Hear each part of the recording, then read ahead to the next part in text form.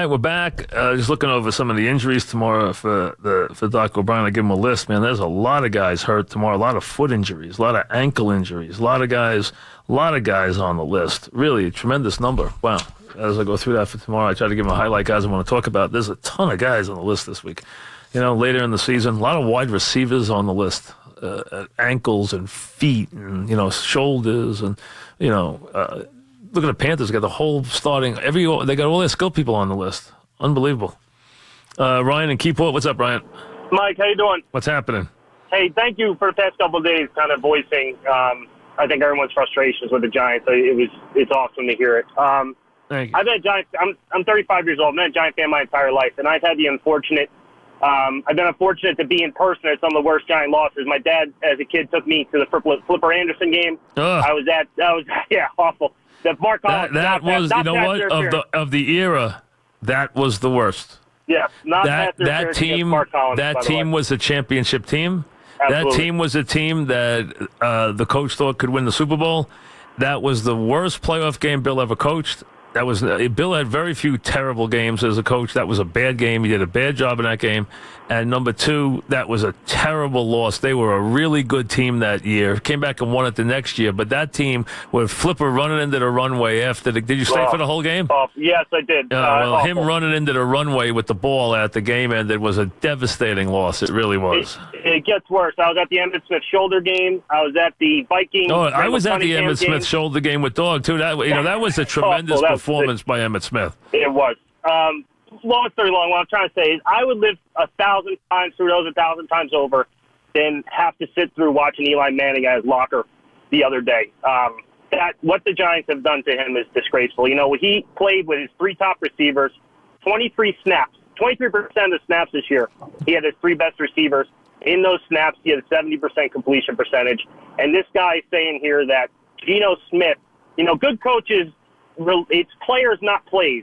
And for him to say his game plan is better with Geno Smith, that was obscene. That was so obscene. This coach is so lost, it's ridiculous. I mean, if anyone doesn't realize what Eli Manning is, and listen, he had no talent around him this year. I'm surprised you have to tell anybody that, the way you've seen this team play this year. The offensive line, the receivers, I mean, come on. The people around him, you got to be kidding me. Steve in New Jersey, what's up, Steve? Hey, Mike, how you doing, buddy? What's happening? Yeah, I know back in the day, you were always defending Ben Roethlisberger. I guess this kind of puts that to bed to a degree. I mean, it really does. No, I mean, as far as a player, yeah, you always like Ben. He's a very good player, right? Ben Roethlisberger has been a tremendous talent. He's a wonderful player. He really has been. Absolutely. I think Ben Roethlisberger's had a great career.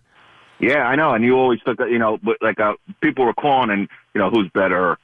Phillip Rivers, Ben Roethlisberger, Eli Manning. I always came down said to Eli the same Ben. thing. Listen, forget Phillip. I always said the same thing. Ben had a better regular season career. Eli's been a better postseason player. Yep, totally agree. Yep. I always thought Eli was better in the big game. That's just Eli's strength. Ben was better game to game.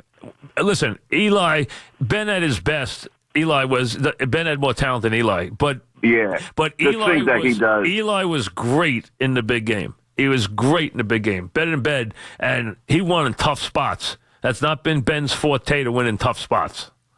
That's Eli's forte to win in tough spots. Eli's won 5 playoff games on the road.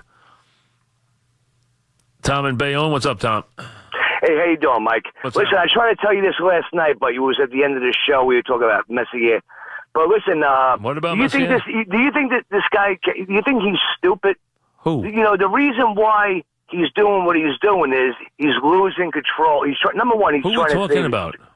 The coach for the Giants. Oh, all right. I thought we were talking about Messier. Oh, okay. Well, we got talking about that last night. Yeah. Then I didn't have a chance. Go ahead. What about McAdoo? All right. So this guy, he's trying to. Number one, he's trying to save his job. Number two, he probably went to the owners and he said, this is what he's got to do. He's got to take control of the locker room. Owner went to him. Show the whole team that listen, he's in charge. This is his team. Tom, yeah. The owner went to him. Huh? The owner went to him. Well, they want some action. The owner started it. The owner started it, but he did not want it to be depicted the way it was depicted. But it was the owner who started it. The owner went to the general manager and said, I think we should look at all the quarterbacks. That's how this started. That's according to Mara. That's how he said he started. But it was not relayed. It was never to be relayed that he was benching Eli for Geno Smith. That was not how he wanted it relayed. It was just that they needed to look at the other quarterbacks before the year ended to see where they were with the quarterbacks, to have more information rather than less information. It's a dumb idea. And you know what? It's very easy to accuse them of trying to tank by putting Eli on the bench. I mean, it is easy to accuse him of that. Now, he got very upset when he was accused of that, but he should be able to understand that if you're taking Eli out and replacing him with Geno Smith, it looks like you're trying to lose. That's all there is to it. And then you have the coach who, instead of that looking like that, says, oh, well, with our game plan and what we're planning this week, we have a much better chance to win. We have a better chance to win with Geno Smith. Oh, really? I mean, and then you say, why is this guy coaching?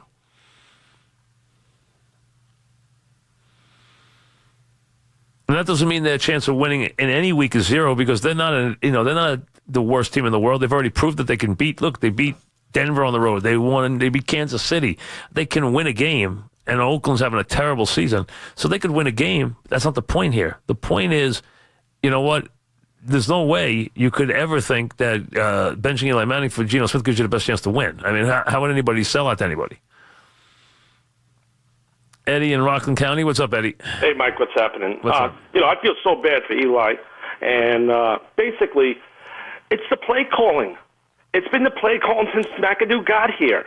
You look at the Rams. Rams stunk last year. Play calling, they're doing pretty well now. Listen, it's not just about, you're minimizing a lot of things, play calling. What about players? Right, and Mike, of course the players. You had no running game. Play calling. Play calling is not. It's listen, not about when you're the running plays. Perkins up the middle on a line over and over again. Eddie, it's not about play calling. It's about the players. There are not many players on offense. They're playing without their 3 wide receivers. They're playing without Beckham, without Marshall, without Shepard. They're playing with a substandard running game with a terrible offensive line. That's what it's about. It's not about running the ball here or calling this play there. It doesn't matter what play they call. They can't do anything. They can't run the offense. You take play action completely out. When you take play action out, play action is the easiest throws a quarterback ever gets. Every quarterback makes big plays on play action. It's the toughest thing in the league to defend. Steve in Secaucus. What's up, Steve? Hey, Mike, thanks for taking the call. Yeah. You know, I missed that spot you had with Mike Holmgren, and I was wondering if he shared with you what happened at the Cleveland Brown thing. I know he had a pretty powerful position over there, and did he think about being the Jet coach?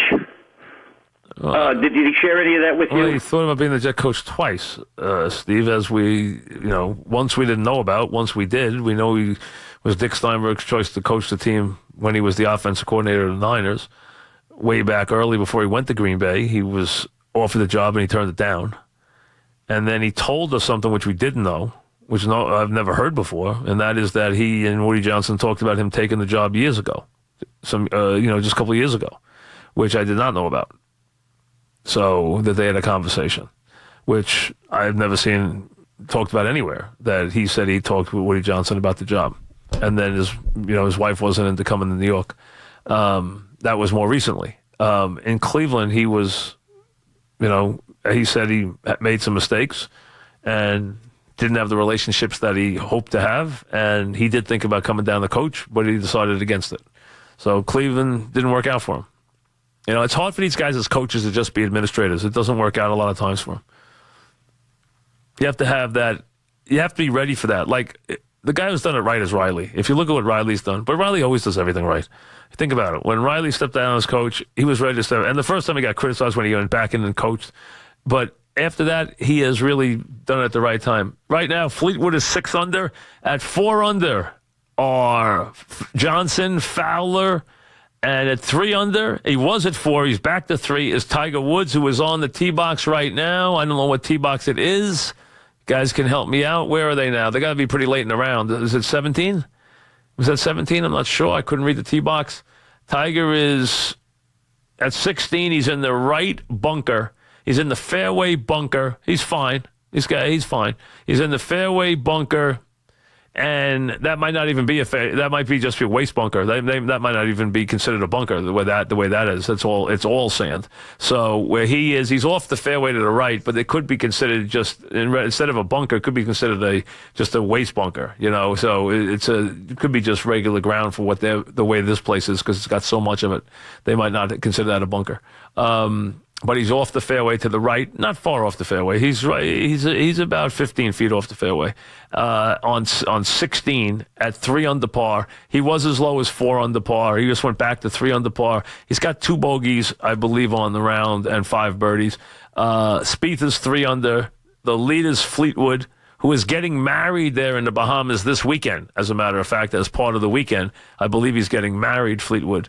And Fleetwood won a big tournament in Europe just a couple weeks ago. He's very good. It's Fleetwood's 6 under, Johnson's 4 under, Fowler and Rose are 4 under, Chappell's 4 under, Woods and Spieth, Thomas and Hoffman are all 3 under.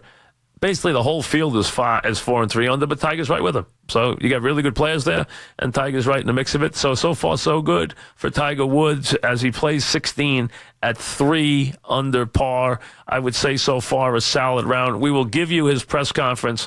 We will try to carry it. If we can't, we'll turn it around as soon as we hear it. Tiger will have a press conference after the round, of course, as you would expect. This is a tournament that gets no publicity, and because Tiger's there, it's a big event. All right, let me give you